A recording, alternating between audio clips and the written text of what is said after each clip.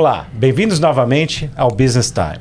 Eu sou Antônio Miranda e eu apresento este programa com Paola Tucunduva e Manuel Suete. Hoje, no Business Times, nós temos um convidado muito especial. Você que segue economia, política no Brasil, com certeza o conhece, que é o Rodrigo Constantino. Rodrigo, obrigado por estar aqui com a gente hoje. Obrigado, uma honra.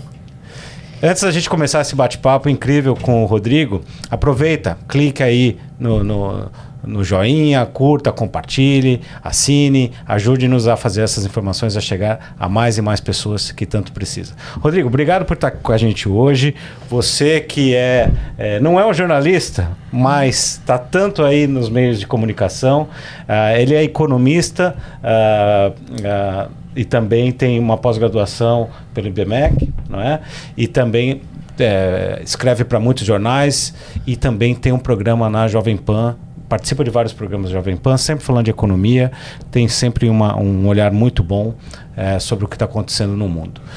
Como é que foi para você deixar todo esse legado, essa história que você tem lá no Brasil, profissional, e mudar tudo e veio morar aqui nos Estados Unidos? Como é que foi essa decisão para você? É interessante, Antônio, porque realmente os expatriados voluntários, né, que decidem sair do país e se aventurar em outras terras, é um ato de coragem. Você tem uma mudança, você deixa a família para trás, né? Você deixa emprego, carreira para trás muitas vezes, né? Eu já tinha feito essa decisão interna no Brasil. Eu vinha do mercado financeiro, economista, MBA em finanças, trabalhei 6 anos com o ministro Paulo Guedes quando ainda não era ministro e resolvi deixar tudo isso para trás e me aventurar na área de jornalismo, né? Escrever, e aí virei colunista da revista Veja, do jornal o Globo e tudo mais, e comecei a abandonar a parte financeira e focar mais nessa parte de escrever, fazer palestra e tudo mais. E assumi a presidência do Instituto Liberal também, um think tank para divulgar essas ideias que eu acredito. E aí eu comecei a ver o Brasil degringolando ali, realmente, com uma política econômica muito equivocada, né? Durante o governo, principalmente o governo Dilma. E quando a Dilma foi reeleita, na verdade, eleita pela segunda vez, eu dei um basta. Eu falei assim, olha, realmente foi uma decisão muito, muito atrelada a isso. Eu falei, olha, eu sempre quis uma experiência no exterior, sempre quis morar nos Estados Unidos. Eu sou nascido em 4 de julho. Né? Então eu queria essa experiência e eu falei, agora é o momento. Minha mulher deu força, falou, vamos embora, vamos nessa. Eu estava na época escrevendo para alguns veículos, eu poderia escrever realmente de qualquer lugar do mundo. Então eu falei, vamos tentar isso aí, vamos ver como é que vai ser. E viemos na cara e coragem, né? Com visto de estudante no início, depois troquei para jornalista, mas não vim como correspondente, nada disso, eu vim realmente para ver como é que eu ia me manter aqui, né? Foi uma aventura nesse aspecto e vem dando certo, estou há 5 anos. Olha só que bacana, até um detalhe para quem não sabe, 4 de julho, né? É o dia aqui da independência americana, então uma data muito importante aqui nos Estados Unidos. E aí vem um desafio, né, Rodrigo? Porque vir para os Estados Unidos gastando em dólar e você tinha a sua remuneração em real, como até hoje grande parte da sua remuneração é real. Como é que é esse desafio, ainda mais agora com um câmbio acima do 4 reais? Exatamente, Paola. Esse é o grande desafio, né? Da imensa maioria que decide vir, mas continua de alguma forma com a sua remuneração lá. Eu falo que eu saí do Brasil, mas o Brasil não saiu de mim. Eu tenho 100% quase do meu foco voltado para assuntos brasileiros, política, economia, conjuntura, apesar de acompanhar muito a questão americana, que mal ou bem eu também uso muito para as pautas no Brasil, porque há um interesse, os Estados Unidos é o país mais importante, mais relevante do mundo, né?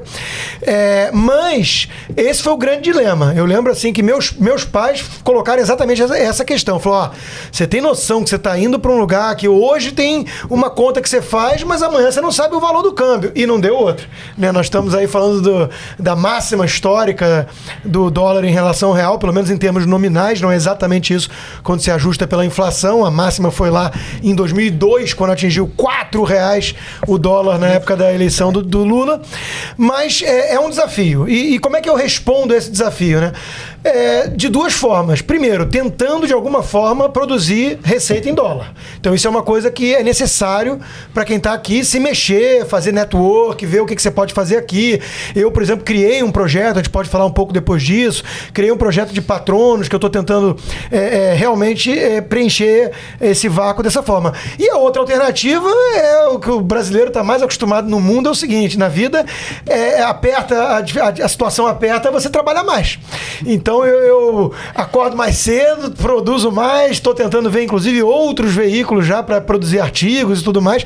Tem que aumentar o faturamento em reais para poder manter o custo de vida em dólar, né? Não tá fácil, mas a gente dá um jeito. A gente precisa arrumar uns patrocinadores para trazer o Rodrigo aqui para nossa bancada, né? Será um prazer.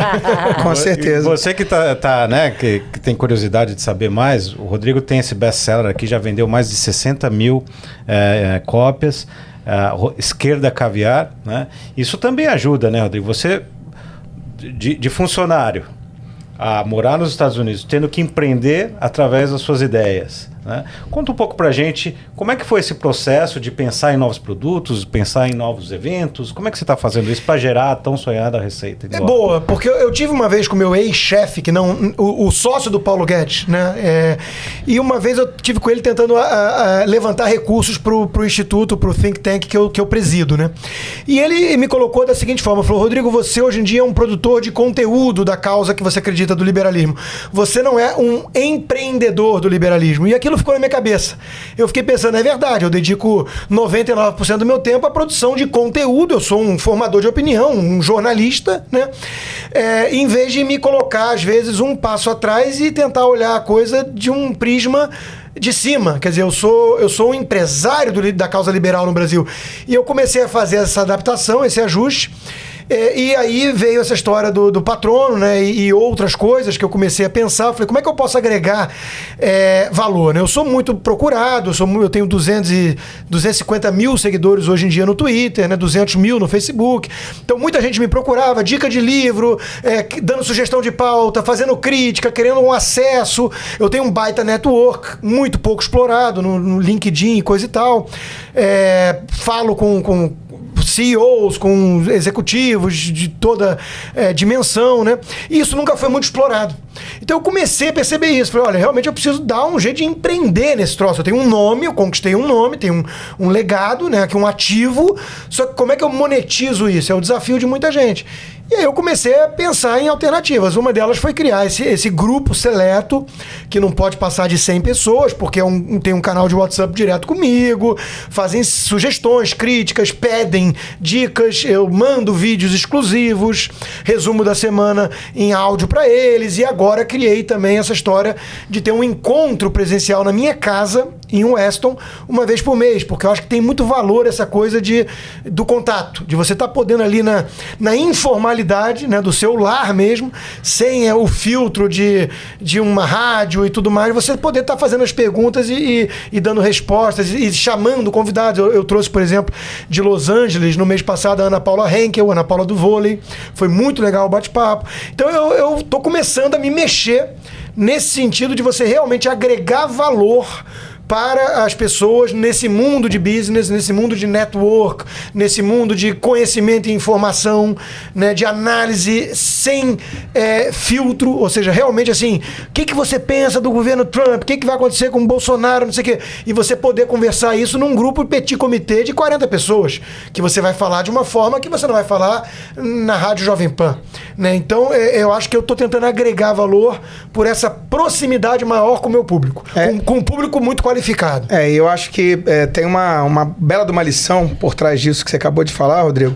A gente aqui no Business Time fala muito de que o empresário brasileiro que vem para cá tem que se reinventar e usar aquilo que está disponível para ele. E você agora deu vários exemplos disso, né? Você percebeu a quantidade de conteúdo e de informação boa que você tem, né? Talvez o clichê seria um influencer. Você não é influencer. Você, na verdade, tem, assim, na verdade, capacidade de, com o teu conteúdo, usar, obviamente, todo o poderio tecnológico, porque hoje você está aqui, né, maximizando o seu lucro, como você falou, né, com esse desafio da receita em dólar que a Paula perguntou, mas usando tecnologia para baixar isso, fazendo em casa, né? As redes sociais hoje permitem isso pra gente. Eu acho que você acabou de dizer é um tremendo exemplo de que isso vai emplacar, porque hoje você tem rede social hoje que está desafiando realmente canais tradicionais de televisão e você chega na casa das pessoas. Então eu acho que esse caminho que você está explorando é excelente, essa capacidade de se adaptar. Você está fazendo isso sozinho, por pesquisa, etc? Ou tem alguém te ajudando? Tem aí uma empresa técnica de marketing? Sozinho, não tem empresa. Eu já fiz parceria com empresa de marketing. Aprendendo como vai, né? Já fiz, porque quando eu cheguei aqui, o que aconteceu? Isso é importante falar.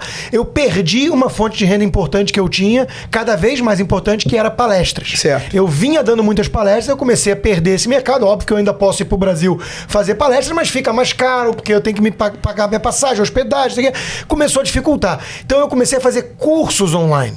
E o curso online, o primeiro que eu fiz, por exemplo, foi sobre bases da economia, para as pessoas entenderem o funcionamento básico mesmo da economia, né? Preço, formação de preço, monopólio, explicando no detalhe como é que funciona uma economia. Pô, eu tive 700 alunos, mais ou menos. Então, as redes sociais hoje em dia, a tecnologia, a internet, nos permite fazer essa produção de conteúdo de qualquer lugar do mundo e atingir o público amplo. E aí eu comecei a perceber também o seguinte, olha, tem muito brasileiro nos Estados Unidos morando aqui, às vezes vem com a cabeça errada, porque às vezes acha que é só replicar o que fazia no Brasil aqui. Não é assim. Não se adapta. Tem que se adaptar. É outro mercado, é outra dinâmica, outra concorrência. Então, eu comecei a perceber o seguinte, tem muito brasileiro aqui de nível muito bom, porque houve uma leva que veio nos últimos 5 anos de gente muito boa, bela formação, capital humano, intelectual e muitas vezes recursos, que veio sem saber muito o que ia fazer, vou criar um negócio, vou ver o que eu vou fazer. Queria sair do Brasil, questão de segurança, muita gente veio pelo mesmo motivo. Eu moro em Weston, tem 1000 famílias de brasileiros lá já e não para de crescer. E é esse mesmo perfil. E eu comecei a ver isso, falei, opa, peraí, tem aqui um bando de gente muito qualificada, fala a mesma língua, quer empreender de alguma forma, precisa de quê? Network, algum grau de conhecimento, algum grau de... E eu falei, talvez eu possa ser um conectador, fazer esse elo. E essas reuniões que estão tendo lá em casa, começou tem 3 meses só, mas é isso, que você vê a qualidade das pessoas que estão ali, é uma qualidade muito boa. Então eu acho sim que tem tudo pra decolar, né? E tá monetizando. Tá monetizando, 30% mais ou menos do meu orçamento. E sabe que uma coisa que eu acho importante a gente perceber aqui, que na verdade o que o Rodrigo fez foi uma avaliação de recursos subutilizados que ele tinha, necessidade daquele mercado. E pela minha experiência, isso é a base para alguém que quer começar a empreender com sucesso. Agora, Rodrigo, eu queria entender um pouquinho um desafio, porque você falou, eu continuo buscando novos trabalhos no Brasil. E eu sinto a distância, eu também era professora na Fundação Dom Cabral, professora do Empretec, palestrante, trabalhos que eu tinha que fazer fisicamente, que hoje eu não faço mais, e a distância nos dificulta um pouco conquistar novos clientes lá. E em contrapartida, se eu gasto muita energia, porque tenho que trabalhar o dobro por causa da diferença cambial, tô mais distante, como conseguir vender pela internet, por contatos telefônicos e tudo mais. Então eu tenho menos tempo para conseguir renda aqui nos Estados Unidos. Como é que você está fazendo para lidar com tudo isso? Pois é, o tempo tá escasso, né? Tá muito corrido. Mas tem um fator interessante também, que é o seguinte, Paula. Eu ia pro Brasil com uma frequência, por exemplo, a cada 2 meses eu estava no Brasil, porque eu acho importante também ter o pulso pro que eu faço, que é uma análise de cenário, de conjuntura e tudo mais. E aproveitando para fazer o network. Então eu sempre mantive um pouco isso. Mas eu fiquei um tempo sem ir, porque eu estava tirando meu green card, porque nasceu meu filho, que tem 2 anos. Quando eu fui agora, em uma semana, eu dei entrevista para Leda Nagli, eu dei entrevista pro Luiz Felipe Pondé, pro Pânico, pro Morning Show da própria Jovem Pan. Participei dos programas lá na Jovem Pan no estúdio, que eu não tinha nem ido, não conhecia ainda, e fiz um jantar na casa de um grande empresário do varejo paulista, que reuniu 40 pessoas ali, que é o grosso do PIB de São Paulo. Em uma semana, o fato de você estar distante também, quando vai, você dá essa maximizada. Então, eu acho que a gente tem que se adaptar dessa forma. Em relação a empreender, eu concordo exatamente com o que você disse, né? Perceber a necessidade de um mercado e tudo mais, mas eu vou além. Eu acho que é fundamental você ter uma certa paixão por aquilo que você faz, porque é óbvio que tem que unir a paixão com algum talento, né? Eu posso ser apaixonado por futebol e ser um perna de pau, então vai tentar fazer outra coisa. Mas quando você consegue unir a paixão por uma causa, por alguma coisa, né, com alguma vocação, com algum dom ou talento para fazer isso, eu acho que é o caminho, né? E fica aquela coisa do Malcolm Gladwell na cabeça, né? Dos outliers. 10 mil horas de prática. Eu parei para perceber, tem muita gente que pergunta isso para mim, até um amigo de Weston perguntou, Rodrigo, tem uns chinesinhos escondidos que trabalham para você. Fala a verdade, produzir tanto texto assim, você não conseguiria. Eu falei, não é brincadeiras à parte, é que eu tô desde a época de Orkut, que tem gente que nem lembra o que é, eu já tô debatendo, escrevendo, então eu fiquei rápido, fiquei ágil, sharp no gatilho. Então, hoje em dia, eu produzo 2, 3 textos por dia com uma certa velocidade. E aí eu consigo focar um pouco mais no resto. Mas, claro, né, a gente sempre acha que o tempo podia ser muito maior e um dos grandes desafios, uma das grandes metas que todo empreendedor deve ter é exatamente como é que vai alocar o tempo e o recurso escasso. Mas tem uma coisa essa questão da paixão é muito importante. Eu por esse lado também. Eu devo ter falado já com milhares de pessoas, empresários brasileiros que querem começar um negócio aqui, e aí eu tento passar para eles análise, tudo isso. Mas eu sempre falo assim, meu amigo, se você não tiver paixão pelo que você vai fazer, você vai ser infeliz. Nos Estados Unidos, no Brasil, na China, onde quer que seja. E ser muito verdadeiro, eu percebo muita verdade quando você fala, né, sobre as suas ideias, né, e isso acabou te tornando uma referência.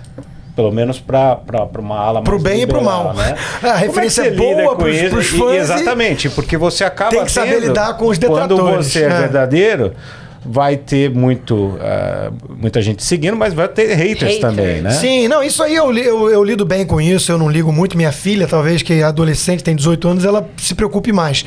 Eu não ligo não, acho que faz parte do jogo. Tá na chuva, é pra se molhar, não pode ficar de vitimismo. Agora, em relação à paixão, é fundamental sim, porque veja, eu tô acordando por conta do fuso horário 4h50 da madrugada para entrar ao vivo na rádio de manhã, no jornal de maior audiência da Jovem Pan.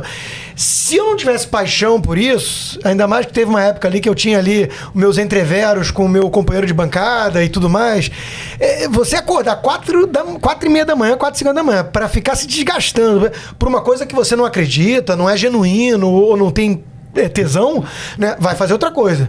Então, assim, a grana começou a ficar curta porque eu gastava em dólar e ganhava em reais. O fuso horário me quebrando. Tem uma hora que você vira e fala, vem cá, eu vou voltar pro mercado financeiro, vou mandar currículo pra empresa, não sei, né? Sou economista, vamos ver se eu me realoco no mercado. Então, eu continuo fazendo o que eu continuo fazendo, primeiro porque eu tenho paixão. Segundo, porque eu acho que eu faço bem feito num mercado que tem, mal ou bem, pouca gente fazendo da forma que eu faço. Acho que eu tenho um nicho, eu ocupei um nicho, né? Eu ocupei um nicho ali de mercado. Isso também é importante, né? Você, vou fazer bem o negócio, faço bem, tenho paixão, mas tem 300 milhões de pessoas fazendo igual. Você tem que ver, né, o que você vai acrescentar de diferente para o mercado, para o cliente. Então, juntando tudo isso, eu continuo fazendo o que eu estou fazendo por conta de tudo isso, né? Eu acho que eu faço direitinho, eu tenho muita paixão e tenho uma demanda reprimida. Isso vem acaba trazendo a característica do empreendedorismo, né? Porque essa paixão acaba criando a questão da resiliência, né? Isso. De você não desistir, de você ir além da tua barreira de conforto, seja ela física, né, pelo horário, a questão do dinheiro. E então tá claríssimo que a tua adaptação aqui é realmente de empreendedor. Não, e os nossos colegas aí estão... E quem não tem esse espírito empreendedor e não aguenta dar murro em ponta de faca, vai fazer outra coisa. Por muito tempo, Deixa eu te fazer uma pergunta, Rodrigo, nessa área da paixão, né? Tua paixão são paixões polêmicas, né? Política e economia, né? E você faz isso muito bem, né? Já que você tá entrando no mundo digital, né? Não se preocupa muito com like e hater, se preocupa com um conceito chamado NPS, Net Promote Score. Você tem mais likes do do que haters. Se esse net tá mais alto, vai em frente, entendeu? Não se preocupa, porque a questão do conteúdo polêmico gera isso. Isso aí dá pra medir, né? O meu tá no 98%. E dá pra medir. Claro, exatamente. É medido. Eu também meço o meu. É NPS, né? Que é a palavra, né, chave aí. Brasil e Estados Unidos estão indo por esse momento aí, né? A gente vê cada vez mais vivendo esse alinhamento de liberalismo, né? Entre o governo Bolsonaro e Trump. Vamos falar um pouco dessa área aí. Como é que você vê esse momento e como é que isso impacta, por exemplo, no empresário brasileiro, né? Na questão Brasil e Estados Unidos, sobretudo esse que está vindo para cá? Fundamental isso, Manuel, porque infelizmente o Brasil ficou durante muitos anos afastado dos Estados Unidos do ponto de vista geopolítico, relações exteriores, por um preconceito ideológico. Eram os famosos barbudinhos do Itamaraty. Eles tinham um certo preconceito, o anti-americanismo é muito forte na academia brasileira, no meio intelectual, né? Eu acho que isso se deve enfim, um misto de ignorância com uma certa inveja. Os Estados Unidos é bem sucedido, isso incomoda muita gente, né? E eu acho fundamental essa reaproximação, né? Então o presidente Bolsonaro e o presidente Trump se dão bem, falam mais ou menos a mesma língua, inclusive para os excessos negativos que isso quer dizer, né?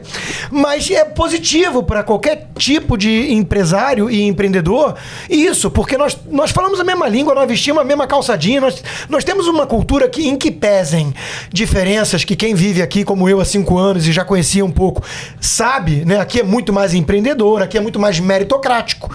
Aqui não tem muito tapetão e carteirada, né?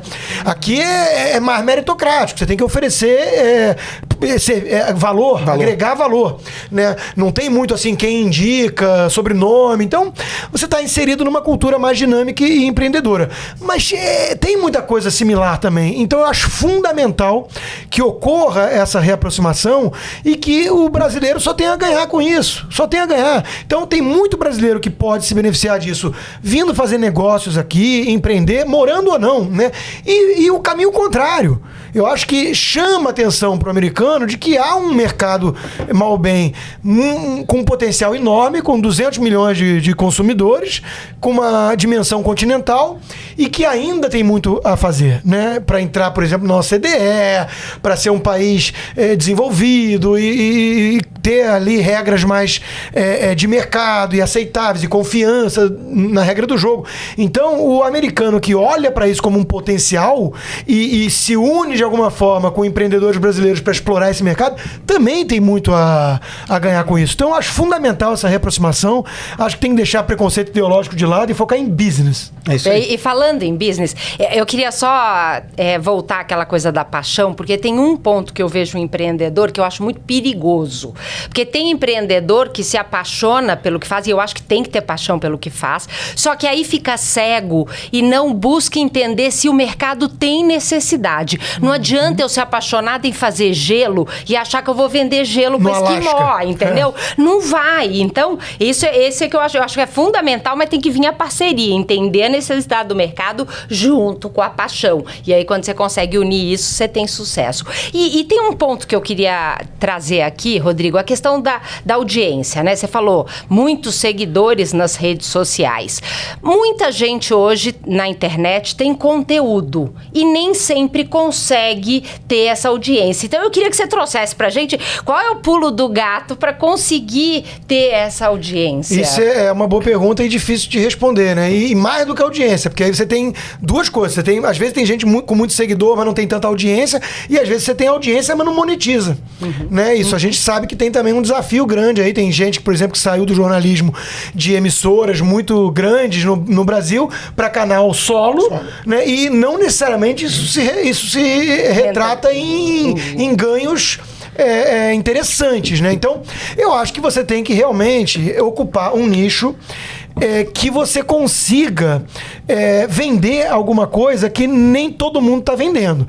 O que eu vendo, na minha opinião, né? E isso é importante também, você saber exatamente onde você está se colocando no mercado. Eu vendo uma coisa aqui que o Antônio já captou, que é o seguinte: eu vendo, em primeiro lugar, acima de tudo, genuinidade. O meu maior ativo hoje em dia chama-se honestidade intelectual. Eu preciso ser independente, daí, inclusive, a necessidade do meu Patreon, do meu programa de patronos, porque isso me dá a musculatura suficiente para eu ser independente, para não ficar dependendo de um único empregador, de um único veículo de comunicação, que aí vai, mal ou bem, você vai ter que dançar de acordo com a música, vai ter que moderar a sua fala e vai ter que se tornar alguém muito mais artificial do que você seria.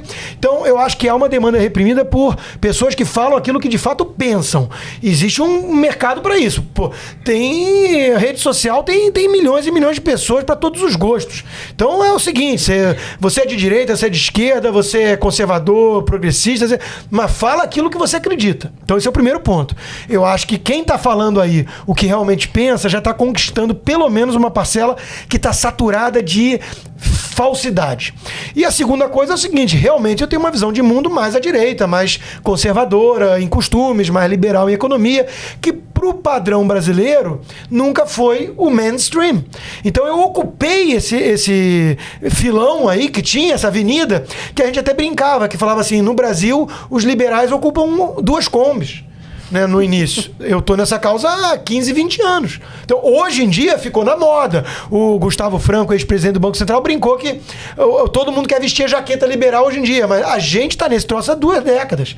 Então, tem isso também. Você vai gramando ali uma época que tá num cenário mais árido em termos de colheita, mas a algum momento isso reproduz em frutos. E a rede social democratiza isso, né? Porque Sim. Você consegue, né, no teu celular, escolher o que você quer ver ou não quer ver. E aí eu acho que talvez a pergunta da Paula é muito boa, porque mostra de que os seguidores são seguidores honestos, né? Eu gostei muito dessa sua definição. O pessoal fala muito de capital intelectual, mas honestidade intelectual, né? Que você tem aí, eu acho que esse é um baita de um nicho. Os nichos aqui nos Estados Unidos são muito grandes. Sim. Então, na hora que você conseguir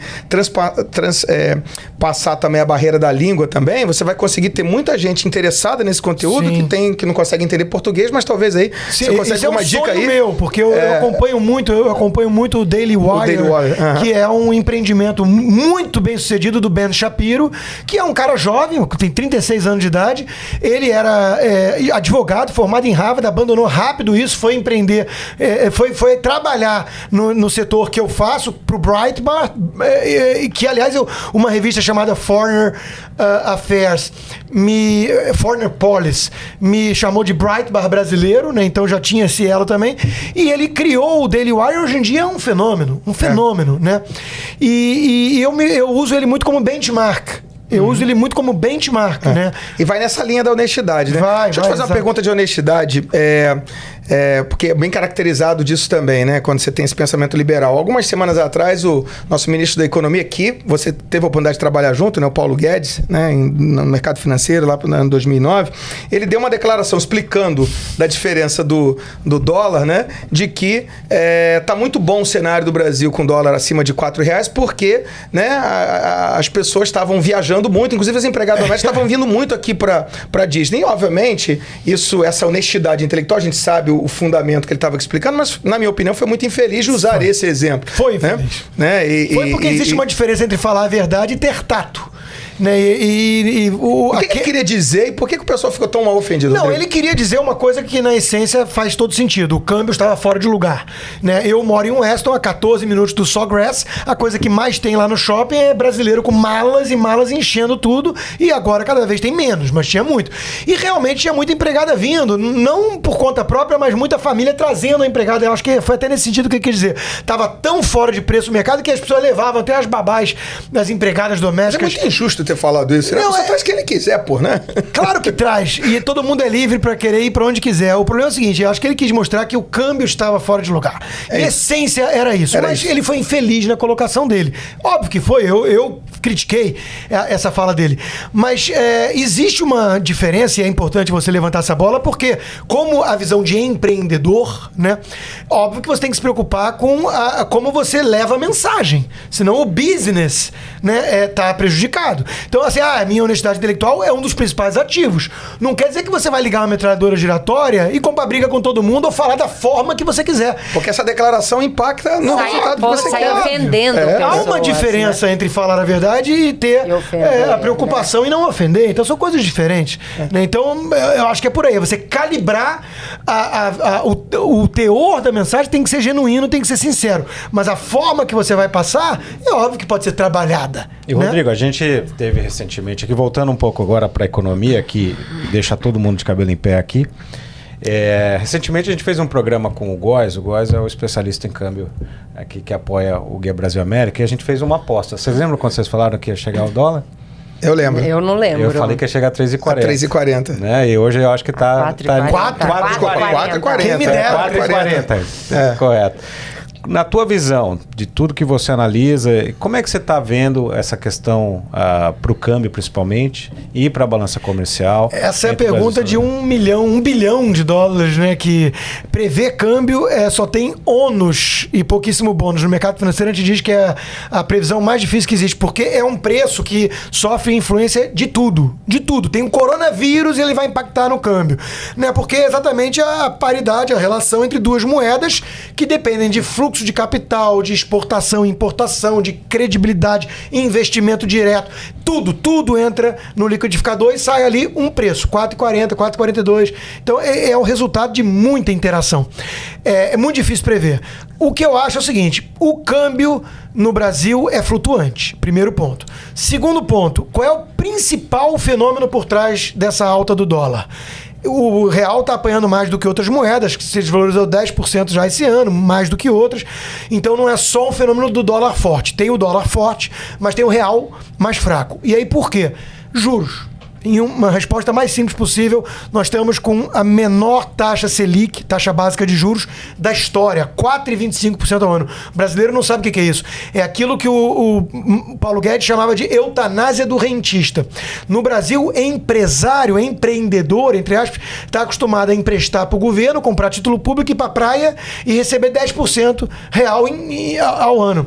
Pô, você fala isso para o americano vai ficar de cabelo em pé. Ele não acredita nisso. E isso não é mais verdade no Brasil. Agora é 4,25% a taxa nominal, mais o imposto de renda que você paga disso, com a inflação de 3 e pouco, taxa real de juros, pede zero. Isso é um cenário novo.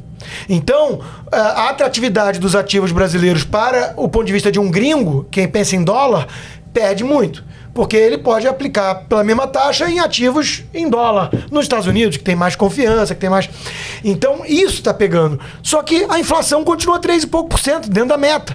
Então, a taxa de juros não vai subir. Então, o dólar vai continuar desvalorizado. Rodrigo. No real. Que bate-papo gostoso. Que bom, né? Hoje foi espetacular. Muito obrigado. Eu que agradeço a vocês. Aqui. Convido todos a ir conhecer lá meu programa de Patreon, www.patreon.com/Rodrigo Constantino. Espero que se tornem meus patronos. Com certeza. E vamos manter esse bate-papo. Quem tiver mais interesse de conhecer essas ideias, procure aí no Brasil, tá nas livrarias, online, na Esquerda Caviar, de Rodrigo Constantino, vale muito a pena. E hoje a gente vai acabar este programa especial com a mensagem do empreendedorismo positivo da Paola Tucunduva. Inspirada aqui pelo esse nosso bate-papo com o Rodrigo, eu quero falar um pouquinho para você da importância de se conectar com o mercado e com o seu cliente. Então, a gente teve aqui uma lição importante do quanto ser genuíno é fundamental para você conseguir. E aí, essa conexão, ouvir e conversar com essa audiência que vai fazer toda a diferença. Porque é dessa empatia com o mercado que você vai tirar inspirações do que você precisa fazer para o seu negócio ter mais resultado. Então, a minha mensagem fica nessa. Como é que você está se conectando com os seus clientes e os seus potenciais clientes? Obrigado, Paola. Obrigado, Manuel. Obrigado, Rodrigo. E obrigado a você que esteve em mais um programa do Business Time. Fique com a gente, assine, curta, compartilhe, comente, mande suas dúvidas e a gente se vê na próxima sexta-feira. Até lá.